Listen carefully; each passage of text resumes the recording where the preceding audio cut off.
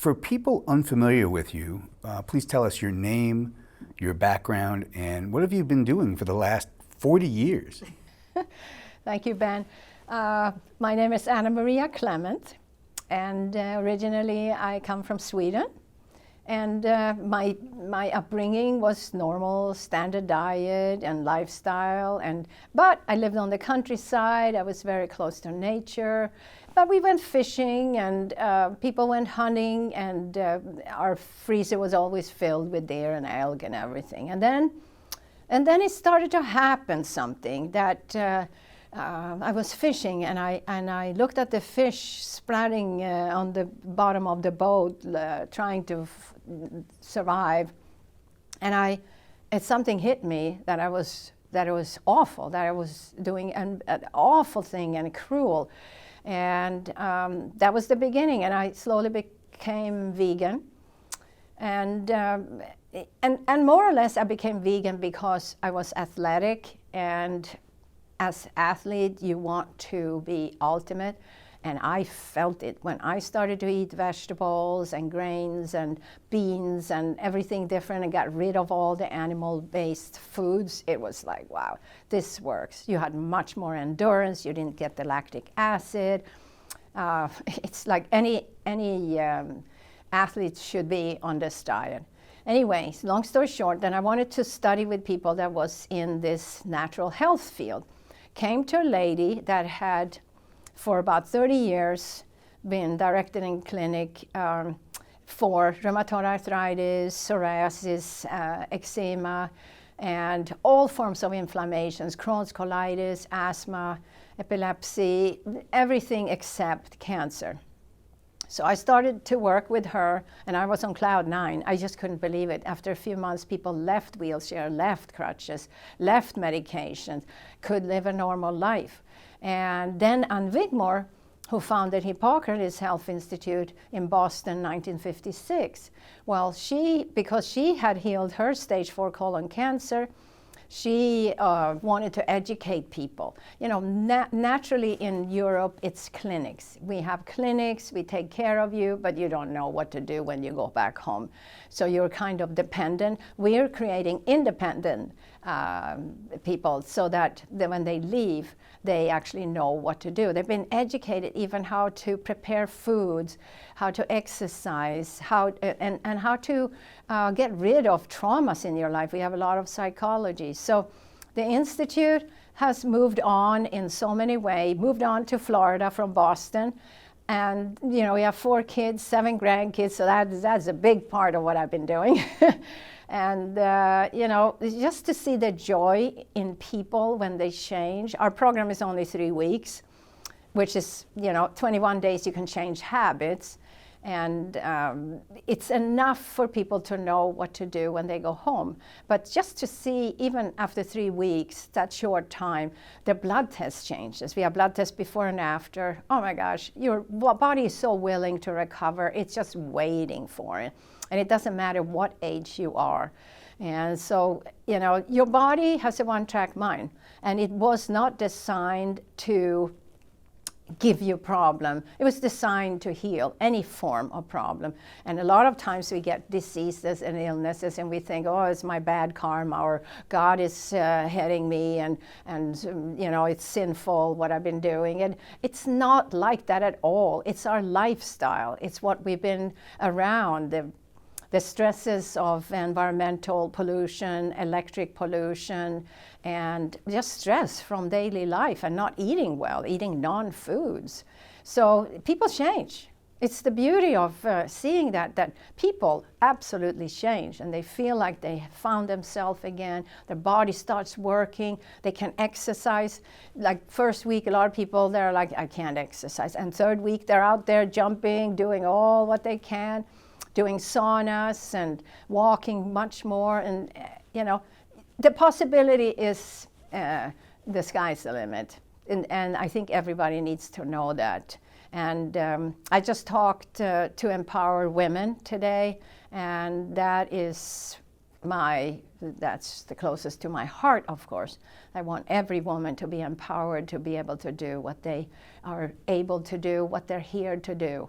And every mother and sister and daughter should feel very proud of themselves and not feel that they are lesser in any way, in absolutely no way. The media often reports that alcohol in moderation is part of a healthy diet.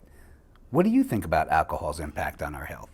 There is no need for alcohol when my lifestyle and diet is balanced, when it's a pure plant-based, alive diet.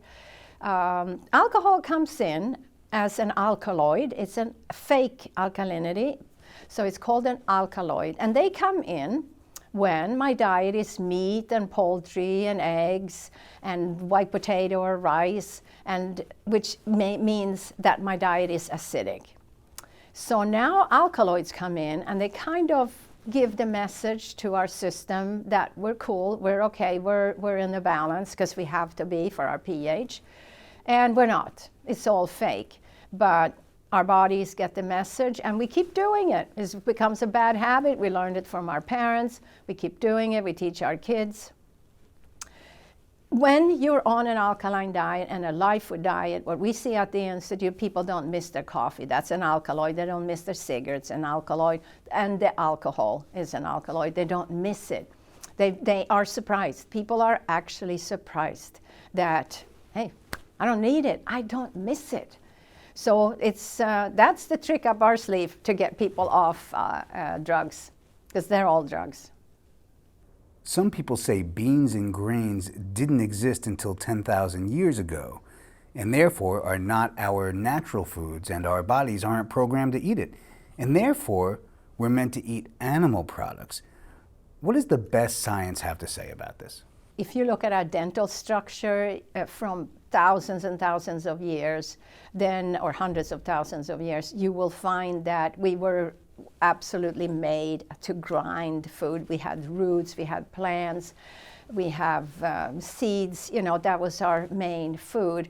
And we don't have the molars, we don't have sharp molars. There's no way that we were meant as hunters. So the beans, yes, so the foods that have come, there's a lot of foods. All the sprouts that we're doing also, we're coming up with new things that you can sprout every day. As long as it's alive and it comes from good soil and it's been picking up nourishment, there's no limit. And so, people make up stories. I call it BL now. I call it big lies. There's a lot, and there's a lot of belief. And you can have belief and then make other people believe what you believe, and there was no science behind it. But that's what's happening right now all over the place, all over the world. And it's tough because it's confusing for people. But grains and beans, yeah, when I sprout those, they are great. They have great nourishment. They have hormones. They have oxygen, phytonutrients. They have enzymes. Hey, what else do I want from nourishment? I want to be nourished. I want to get vitamins and minerals.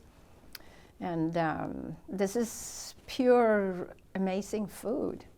Are hemp, flax, and olive oil good for us to eat? And should we try to include these oils in our diet, or should we try to avoid them?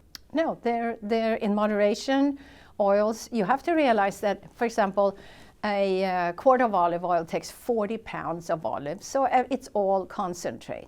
Chia oil, hemp oil, and olive oils. The cold-pressed oils are the better ones. Of course, you don't want oil that can sit for the next 10 years on a shelf.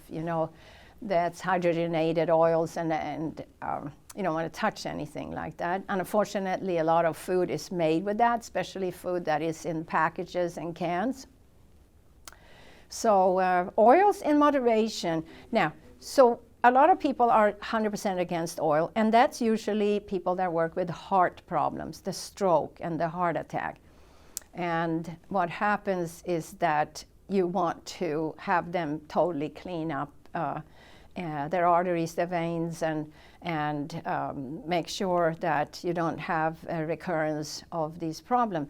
The thing is, if I work for prevention and I'm on a vegan life food diet, a little bit of olive oil, hemp or chia oil, it's okay. You have to make the food palatable.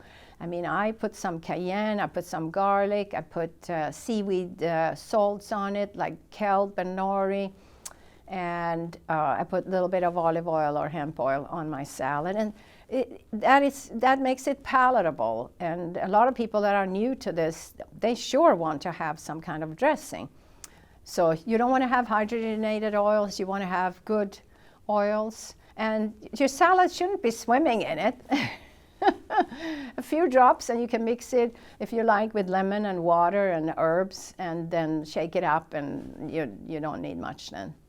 Author Chris Kresser, who believes in paleo diets, says that according to studies, eating dietary cholesterol does not lead to higher rates of blood cholesterol in most cases. And even if eating saturated fat and dietary cholesterol does lead to a higher saturated fat rates and or blood cholesterol, it still doesn't correlate to higher death rates. Do you agree with this? Why or why not? No, well, paleo diet was made by the corporations that is working with the big animal farms and slaughterhouses. You know, the thing is that we really are going back in time if we're going to paleo diet. And cholesterol, yeah, there's a lot of ideas about cholesterol. So I sit and look, of course, our medical team look at our guest blood test before and after. And cholesterol will easily have a 50-point drop in 2 weeks at the Institute.